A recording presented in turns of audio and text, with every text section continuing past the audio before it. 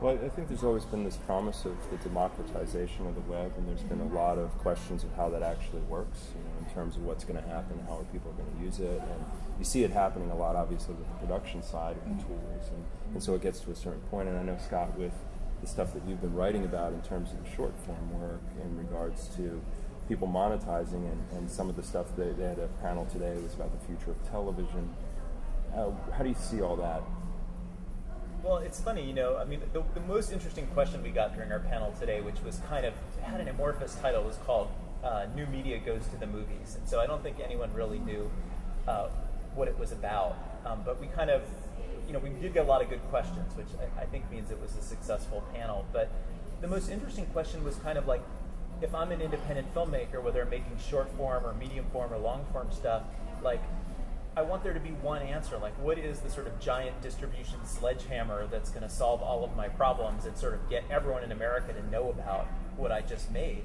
And the answer was there isn't anything yet. In the old film world, there was, you'd go knock on all the studio doors and you try to get Paramount to pick up your movie, or you get Disney to pick up your movie, and that would get you into hundreds or thousands of theaters, or, worst case scenario, you would do direct to video, and you'd be in every blockbuster in America. I just feel like with online, that still hasn't happened yet.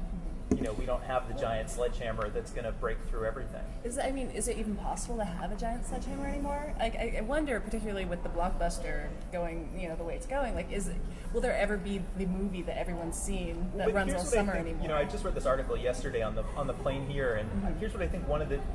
I believe that giant sledgehammers are still going to exist, and I think iTunes is one of them. There was this article in the Wall Street Journal yesterday that was saying, the iTunes homepage for musicians now, that's what being in the window of Tower Records used to be. Tower Records doesn't exist anymore, and yet here's iTunes replacing it, and everyone wants to be on that homepage. And this article was all about what are bands doing and record labels doing to get onto the front page of iTunes. And same is true of MySpace, I'll tell you, with film. I mean, the amount of filmmakers that I met before this festival that had films in this festival based on MySpace alone is something that I don't think I could have done, personally.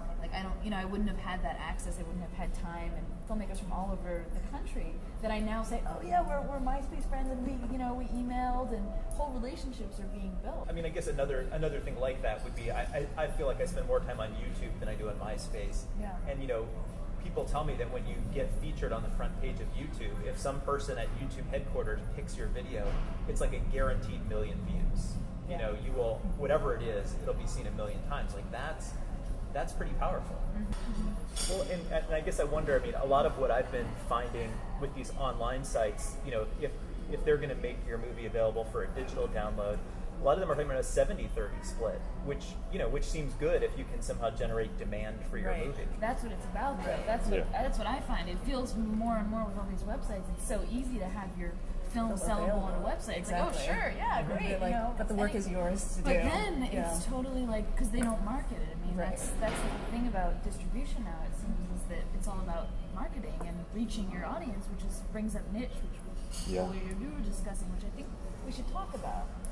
But it is that thing of so then once your film is on the web, how do you get people to check out that site, say, oh, this is something valuable that I want to go see, and then actually go and purchase it? Right.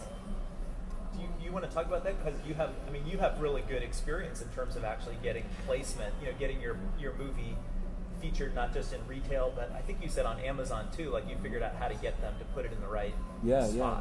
Well, a lot of what worked for the movie was the idea of embed and spread, so anything that I made, I made a lot of exclusive or non-exclusive web content, short form stuff. I would put it up there, and if I had my MySpace profile, I would just make it that all the code was there, so anybody could take it and put it into their own MySpace profile. And so that worked really effectively. And then I did things like I created my own thing called HT Radio, which I just took a flash player and I would update it via my cell phone, and I kind of programmatically worked it out, but it's not hard to do. And I would call in and it would update. So anybody that took that player and put it into their profiles or put it all over the web, it would start broadcasting what I was doing on the road, what I was doing with the film. And so anybody, when I would call in, anywhere that was, it would just show up. you know, so it was like a channel for the movie. So I didn't know how many people would be listening to it, but when I started to do it, people started listening. I started getting emails from all over the country and all over the world where people were asking me specific questions. And then I would address them, and I'd say, "Oh, this question's from Charlotte, from New York City or whatever," and then I'd answer her question, and then there'd just be more and more questions each time, and it worked out that for me it was kind of like, I think what problematically happens with a lot of sites, and you'll know this from actually operating a blog and having regenerating content and the hooks that bring people back, is a lot of filmmakers work with static sites. And then how are anybody ever going to go back there? Right. So, like, what are some of the things that you guys do in terms of the blog in order to kind of keep those people coming back and keep that interest? Well, I think there is that. Like, content is always very valuable. Like, it was interesting when Fox Searchlight revamped all their websites. They went 2.0, or their concept of 2.0, and it was like filled with YouTube videos that are related and like blog posts that are related, and suddenly. I mean, it was an attempt to have that like new content that refreshes daily. I don't know that it necessarily worked in the way they wanted it to, but I mean, you have to have something that refreshes all the time. I mean, it is surprising to me. I mean, we were talking about this earlier today with a bunch of filmmakers, which is, the studio model is still, we're going to release 1 or maybe 2 trailers for a movie before it comes out, and like, why wouldn't you have, it's free to release them, why don't you have a dozen trailers? Right. Why aren't you letting the fans cut their own versions of the trailers, give them 10 minutes of content from the movie and let them play around with it? Right. I know Scanner Darkly did that with their film. They had a trailer remix contest. It was pretty cool. Yeah. And I think in terms of that, that really becomes an interesting issue, because I think in terms of the studios, and maybe it's not for all the films, but maybe like a film like Norbit or whatever it's called, the more they release about it, the less likely people are going to come. What was that example in your brain?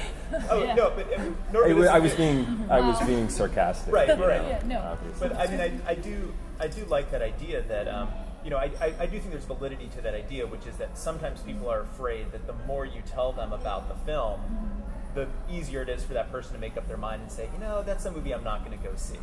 I mean, that's also been like giving all of this access to filmmakers suddenly, and like cast and the process. Like, I think Hot Fuzz had like making of diaries, and like among a certain community now in the U.S., like everyone's very aware of the film. They haven't started marketing it yet, really.